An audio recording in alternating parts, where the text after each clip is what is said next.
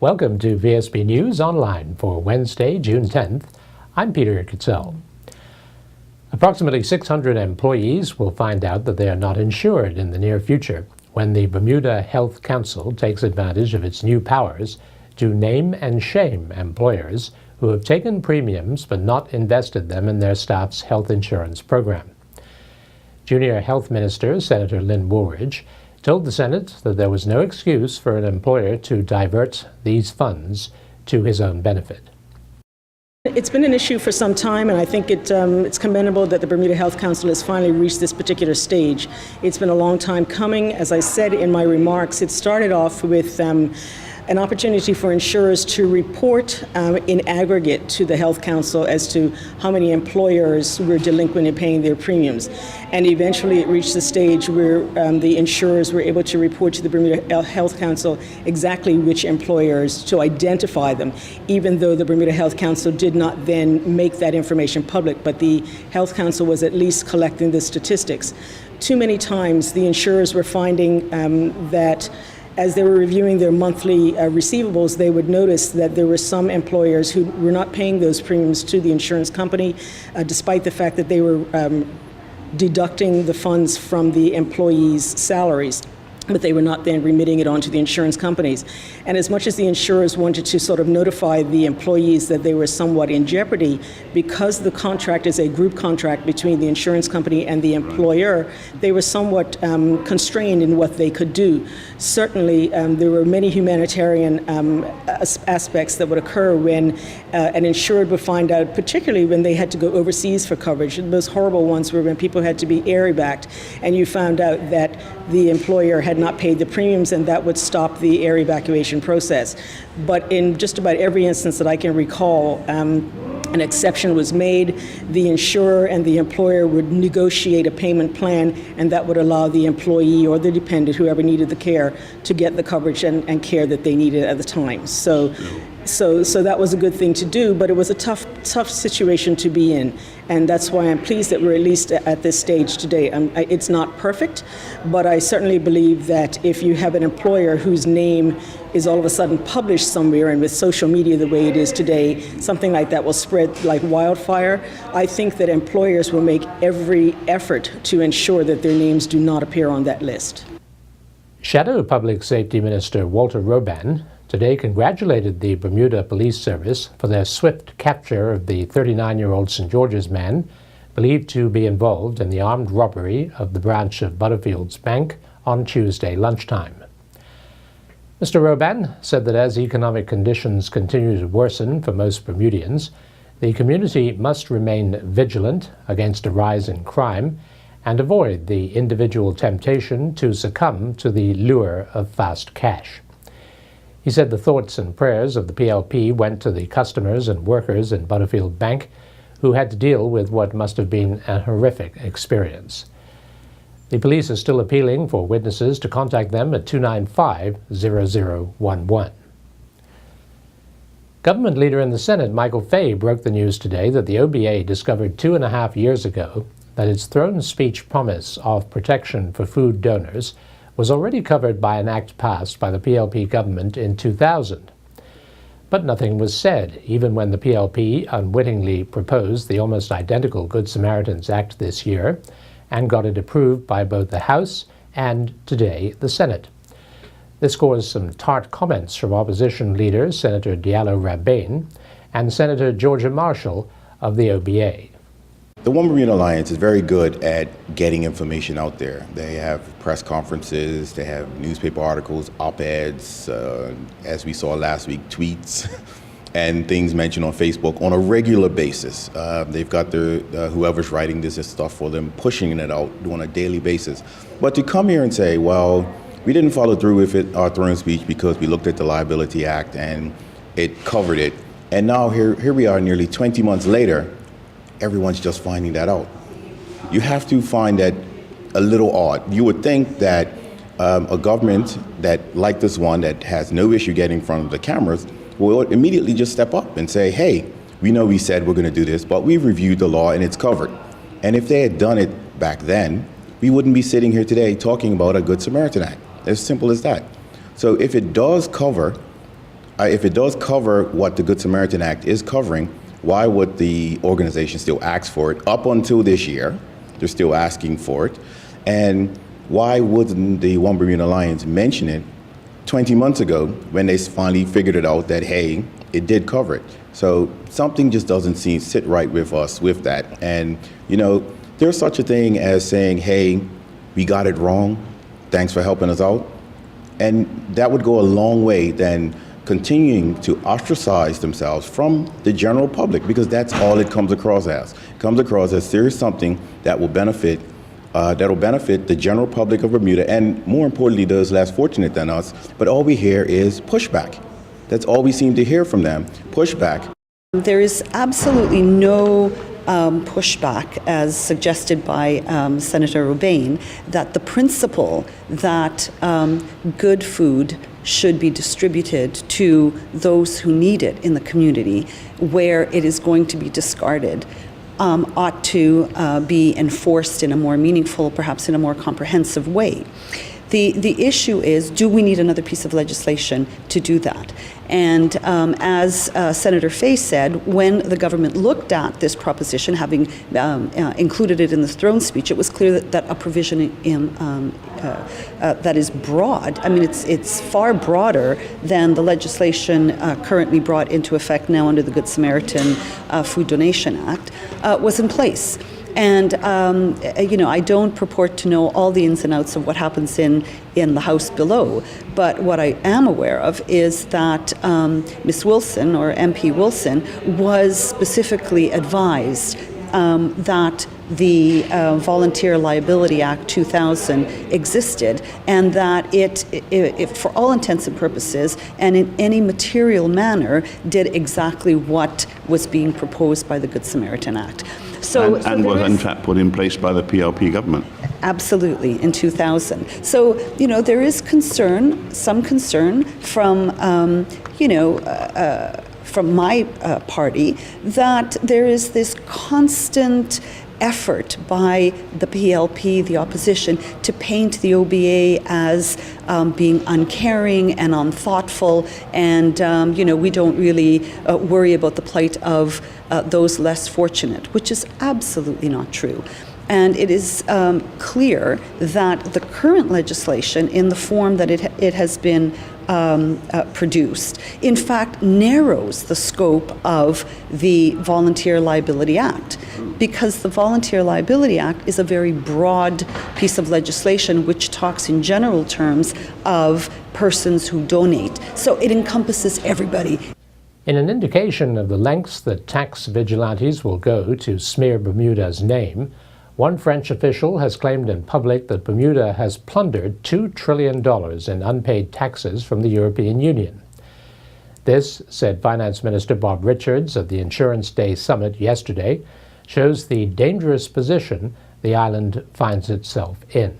One tax vigilante in Paris, a tax official, claims that Bermuda, and Bermuda alone, he said this publicly, that Bermuda alone has plundered $2 trillion of tax money from OECD countries. Well, I'm still looking in Bermuda for that money.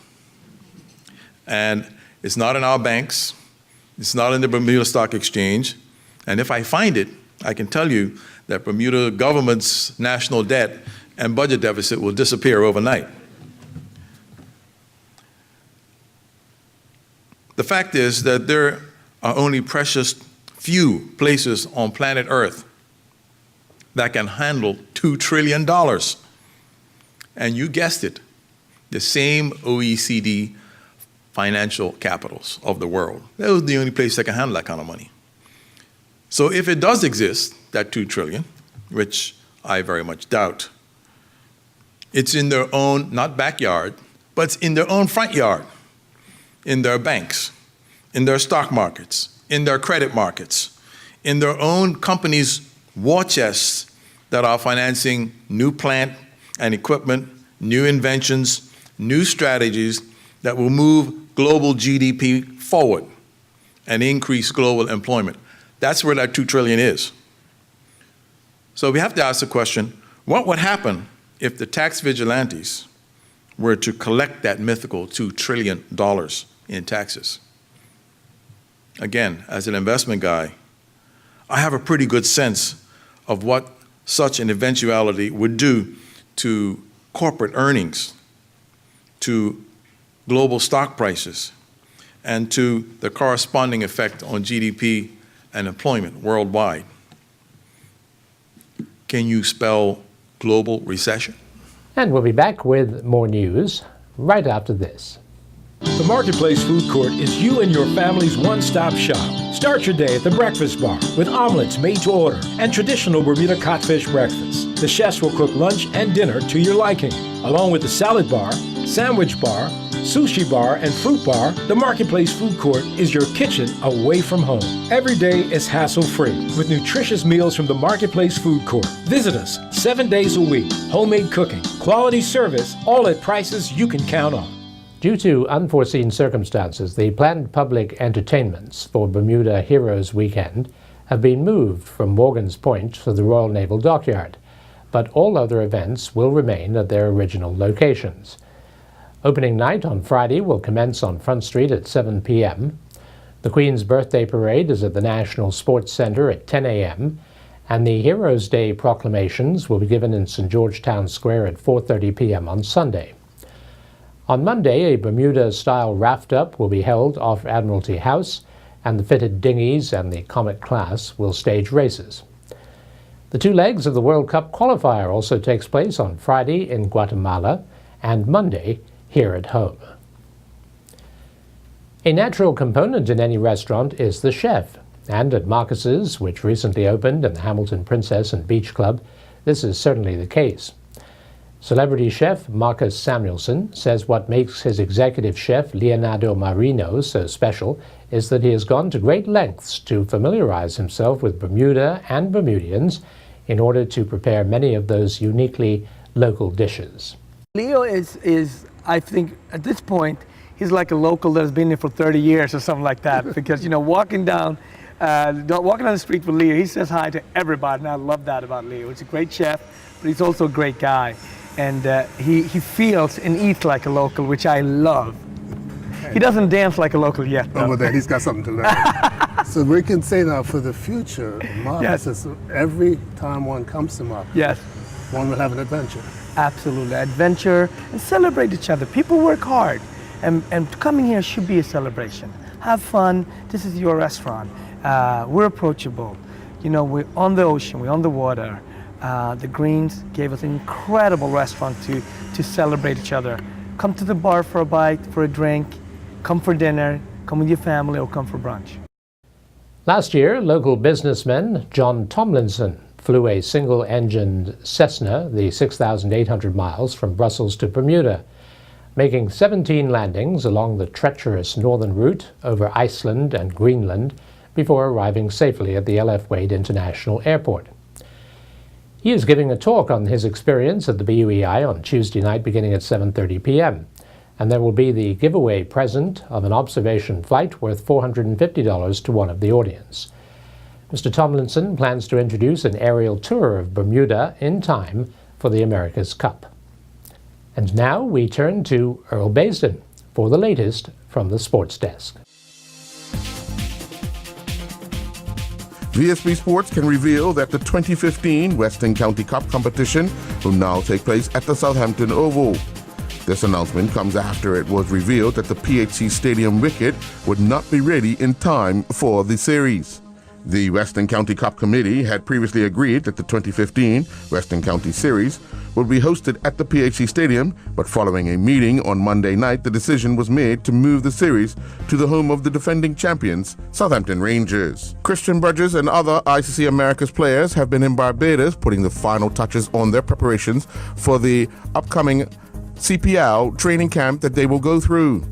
Tom Evans, the ICC Americas Development Officer, tells us what they've been doing in Barbados. Yeah, the guys flew in on Saturday, so far we've played a game on Sunday, a game on Monday, and then we had a day of training in nets yesterday, and so far so good.